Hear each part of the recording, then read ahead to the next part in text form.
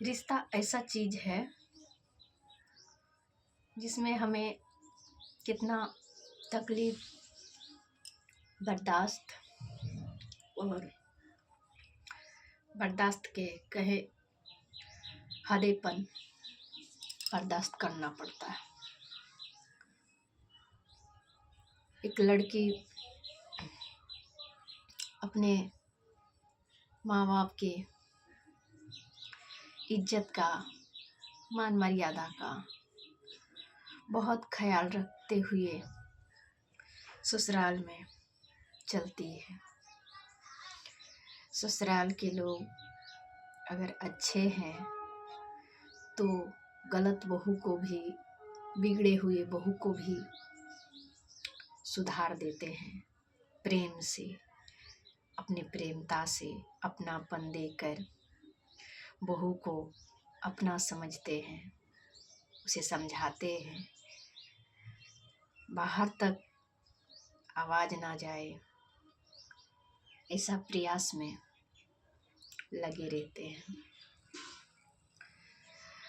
और वो धीरे धीरे जो लड़की अपने ससुराल में आते हैं, धीरे धीरे बर्दाश्त करना, सबको अपना मानना, सबको एहसास दिलाना कि हम आप सबका अपने हैं, आप सबका ख्याल रखते हैं। धीरे धीरे समझ में आती है तो करने लगते हैं। और फिर क्या होता है, फिर सब अपना गृहस्थी संभालने लगते हैं। वही ससुराल अगर एक लड़की के लिए गलत हो जाए, पति अपना ना माने, पति पराया के साथ संबंध रचाए, पराया के साथ हंसी मजाक अपनापन दिलाए और अपने के साथ धोखा करे, अपनी पत्नी को मारे पीटे या उसे भला बुरा कहे,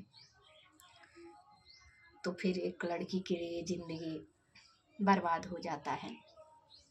उसके लिए कुछ नहीं बचता है, नहीं मायका में बचता है और नहीं ससुराल में बचता है।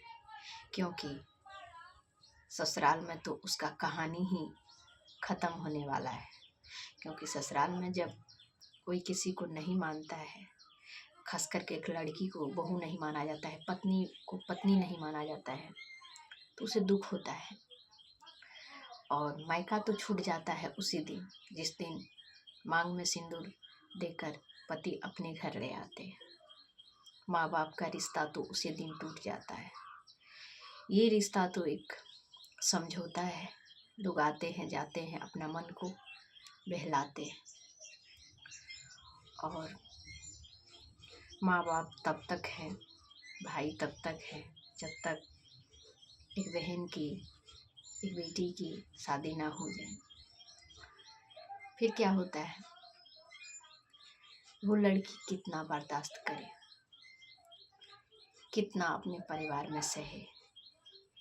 दुनिया भर के लोग एक बहू को, एक पत्नी को ताना दे सकते हैं। अपने घर के लोग, देवर देवरानी, जेठानी, भैंसुर, सास ससुर, कितना भी ताना दे, कितना भी अपनापन ना करे, नाम नहीं माने, तो एक लड़की के लिए चल सकता है, वो बर्दाश्त कर सकती है। पर जब पति उसका खुद का गलत रहे, अपने पत्नी को पत्नी का दर्जा, प्यार, सम्मान, इज्जत ना दे, तो वो पत्नी के लिए एक सब्र का जो बांध होता है वो खत्म हो जाता है। आत्मविश्वास उसके लिए खत्म हो जाता है। उसका संसार में एक अंधेरा के सिवा कुछ नजर नहीं आता है। और अपने लिए आवाज उठाना, खुद के लिए खुद खड़ा होना मुश्किल तो होता है, कठिनाई भी होता है, हर दौर से गुजरना पड़ता है। एक अकेला लड़की को, एक अकेला औरत को, जो कि बहुत मुश्किल होता है, फिर भी सब के बीच में, लंका के बीच में रहकर एक विभीषण कैसे भगवान का सहारा और भगवान के अपनापन का आदत बना लिए थे। लंका में एक विभीषण ही तो थे जो बच गए, बाकी तो सब जल गए। तो इसी तरह अगर एक लड़की को हौसला रहे, अपने अंदर ऐसा जुनून रहे, लड़ने की शक्ति रहे, तो वो कुछ भी कर सकती है। उसका साथ कोई दे या ना दे, हाँ, थोड़ा गिरने में और संभलने में टाइम लगता है। अगर उसे टाइम लगे और उसे वक्त मिले तो वो कहाँ से कहाँ पहुँच सकती है, अपने लिए लड़ सकती है और खुद के लिए खुद को स्ट्रॉन्ग बना सकती है। पर हौसला रहना चाहिए। हम सब वो औरत से कहते हैं जो गिर जाते हैं, जिसको लोग गिरा देते हैं, वो अपने आंसू से अपने तन को इतना भिगोती है कि उसे लगता है कि कोई नहीं है इस दुनिया में मरने के अलावा, और हमें मर जाना चाहिए। नहीं, मरना नहीं चाहिए, बल्कि उसको डराना चाहिए जीकर, जो हमारे साथ गलती करता है, जो हमें डराता है, धमकाता है, हम पे चिल्लाता है, हमको मारता है, उसको डराना चाहिए। और उस वक्त कानून का सहारा जरूर लेना चाहिए। पहले की ज़माना नहीं है कि एक बहू को आग लगा दिया जाता है, तिलक के लिए मार दिया जाता है तो वो बर्दाश्त कर लेती है।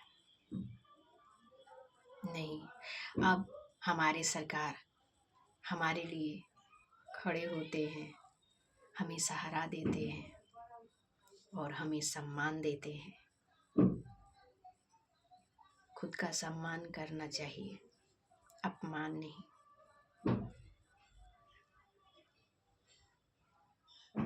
हमारे साथ जो गलती करता है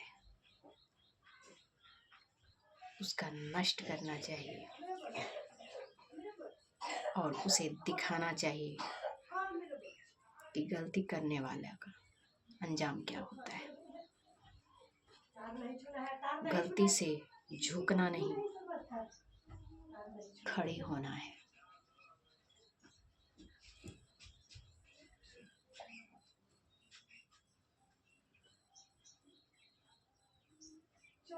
डट कर लड़ना है और प्यार से समझाना है।